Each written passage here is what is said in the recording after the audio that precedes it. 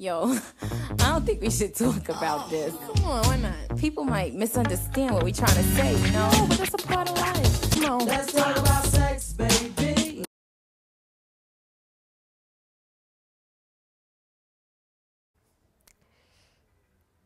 People are not having good sex. What if this is because we are factoring out an entire amazing group of potential romantic partners, and that group is people with disabilities? The word disability mostly just means difference.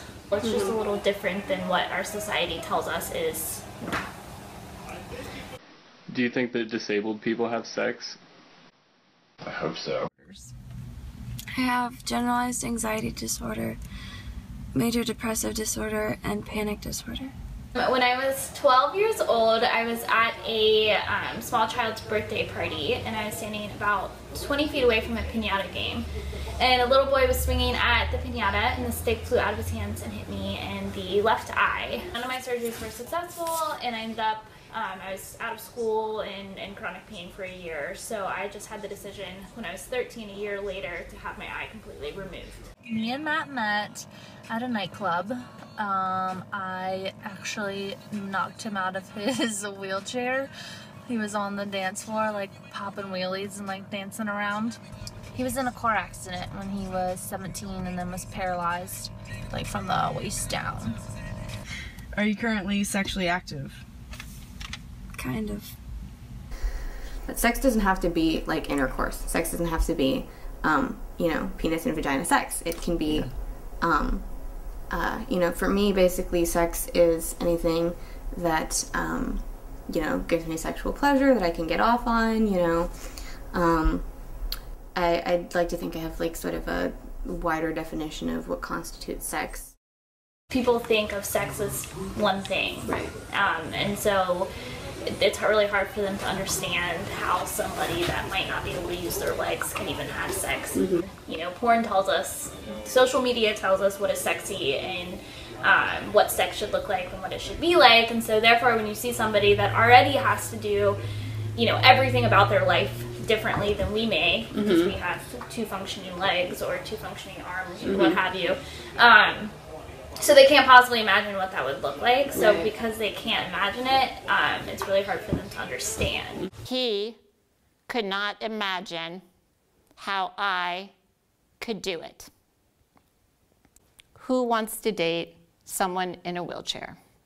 I think people either thought like, oh, she's only with him because she feels sorry for him, or it was like there's something wrong with her, or she has some sort of like weird fetish thing, or like is like insecure with herself. And I think a lot of times society thinks it's like things should look a certain way, that a couple should look a certain way or act a certain way or be a certain way, and it really is proof that you can be attracted to someone solely for them and their personality and who that person is. That especially people with anxiety and depression, they're seen as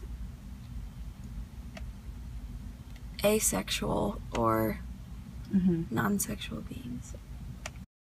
Do you think that society tries to include or exclude disabled people from mainstream sex culture? Neither. So really, I just don't think it's talked about. You know, I don't think it's excluded or included. I just think it's not something that's really discussed in the, you know, popular culture. Changing our sex culture goes along the same lines of, you know, the main general issue with disability rights, which is changing the mindset of disability in general. Our society sees people with disabilities as inferior, so therefore everything about people with disabilities and what they're doing is inferior, including their sex life. That difference doesn't mean less. Different doesn't mean wrong. Different is just that. It's just different. I wasn't dating him out of feeling sorry for him or like there was something wrong with me. We had a good connection, and he was such a good person and had such a good outlook on life that I just fell in love with like his personality and him.